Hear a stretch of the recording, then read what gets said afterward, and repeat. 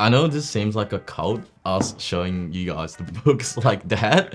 But we promise it's not. We're just excited to talk about it, and we happen to have like 2 copies. Welcome guys to this month's monthly book club. What are we talking about this month? Well, today we're talking about the book Influence by Robert Cialdini. So this book really taught me the 6 key principles of influence, because sometimes when you want to achieve something, you have to get people to say yes along the way. I first read this book back in 2018. I was traveling in Japan at the time, and this was during my gap semester from uni to working full-time in the corporate world. That was really the start of my entrepreneurial/business journey. So this book really taught me some of the key foundational principles and skills that I managed to implement when we were starting to start and grow our business. So let's go through the book. Yeah. So the first key principle of influence that I want to talk about first is the principle of reciprocation, which is this tendency of when someone kind of gives something to us, we feel this obligation to kind of give something back. It's part of human nature. So Jono, tell us what happened in Russia that made you learn about this principle. Back in 2018, we were actually in Russia, me and Jace. We were traveling there for the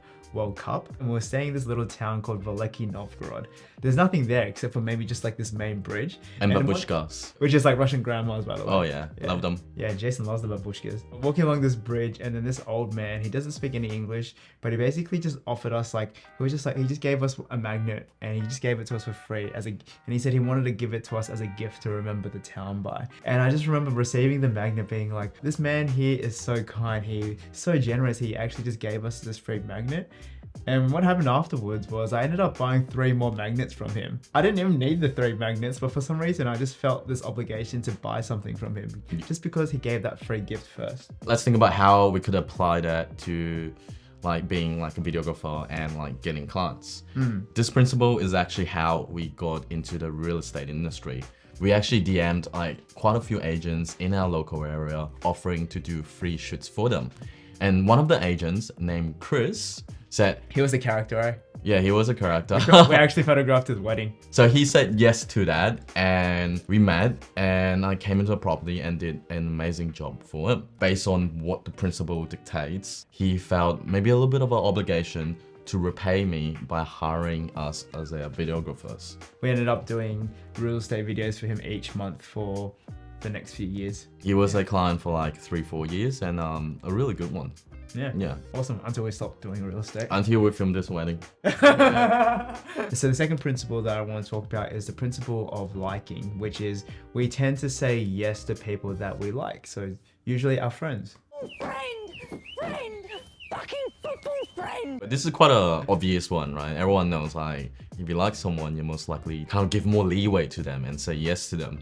So that's why during every interaction with your client, you know, be as likable as possible, and also try and find a way to also be yourself as well. So the book actually talks about a few key principles that contributes towards your likability. So number 1 is physical attractiveness. So we tend to say yes to people who we find physically attractive. So unfortunately, we both can't really relate to that. But on a serious note, even just things like when we started our business, just learning to dress better. Like for example, Jason used to wear a lot of really dorky printed tees.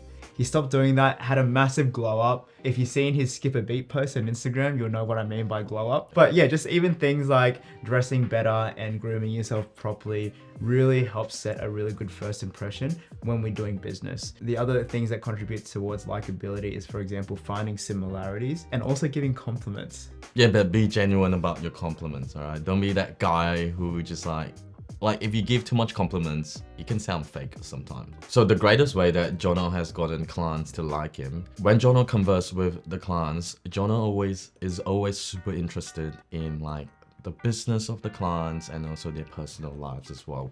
So just simply actually being authentically interested in your clients when talking to them will help make them like you. One of the key principles that I learned when I first started doing a lot of networking was if you want to be interesting, you have to first be interested. So you have to actually take a genuine interest in other people before they can even start paying attention to you and what you do. Reverse Also, charisma. yeah, you gotta, it'll boost your, what do the young folk call it these days? It'll boost your aura. So the third principle I want to talk about is the principle of social proof. So the principle of social proof dictates that people tend to decide how to behave and act by examining how other people behave and act in the same situation. For example, if you go on Amazon and buy a certain product, one of the first things that you look at is how many reviews there are. And obviously, that's why we do so much client testimonials in our repertoire. You know, businesses need that social proof to get more clients and to increase that trust and credibility of their brand. A specific example, I guess, from our business journey is there was this one time we finished a shoot for a hair transplant clinic. And then after the interview, we're like, oh, hey, would you mind also giving us a quick testimonial? After we filmed the testimonial, we edited, we uploaded it onto our page.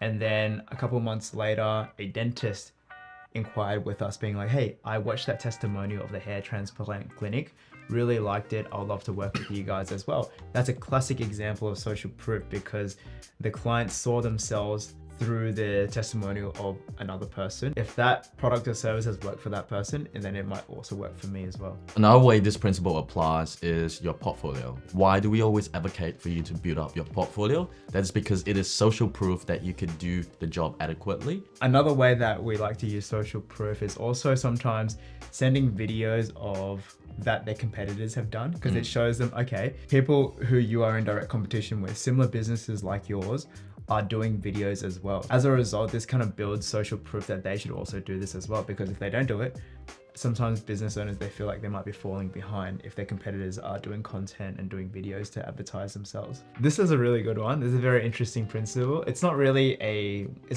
one of the 6 principles, but I think it was one of the big takeaways for me was learning how to use the magic word because. So this principle is really interesting because a study has shown that when you want something and you give a reason why you want it, the other person's more likely to accept your request. One example that the author Robert Cialdini gives is there was like a line of people lining up to use a printer machine. They did a test, so like one person said, can I skip the line and use the printer machine? Compared to another person who went and said, can I skip the line and use a printer machine because I'm running late? The person that gave a reason for wanting to skip the line got more yeses than the person who didn't. So that's just a classic example. Sometimes the reason doesn't have to be even rational, but because you provide some sort of reason, it's like a mental shortcut for people to be like, oh yeah, okay, that makes sense. All right, yeah, you can do that. When we first started our business and it came to sort of like pitching our services, kind of educating clients why they should be doing something like video was a really key factor. So like, for example, instead of saying you should create a video, saying, have you considered doing a few testimonial videos? Because this will really increase your credibility with future clients. And the social proof as well. Exactly. Yeah. Have you considered doing a brand story video? Because this will help you differentiate yourself from your competitors. So just having some sort of justification or why, it really kind of reinforces to the client, okay, yeah, this is a good reason for me to actually go with you and do this thing. Even like, for example, when I used to ask people out for coffee catch-ups when I was networking, just being like, hey, are you free next week for a quick coffee catch-up? Because I would love to learn more about what you do. Just providing a simple because reason really can increase the likelihood of someone saying yes to your request. So yeah, next time, Jace, if you are requesting something from me, you have to use because. So the last biggest takeaway principle that we got from the book was the principle of authority. This principle basically talks about this tendency to look up to and say yes to perceived sources of authority. So like a classic example of this was when I was growing up, my grandma and my mom would always make us eat certain foods because they would say something along the lines of,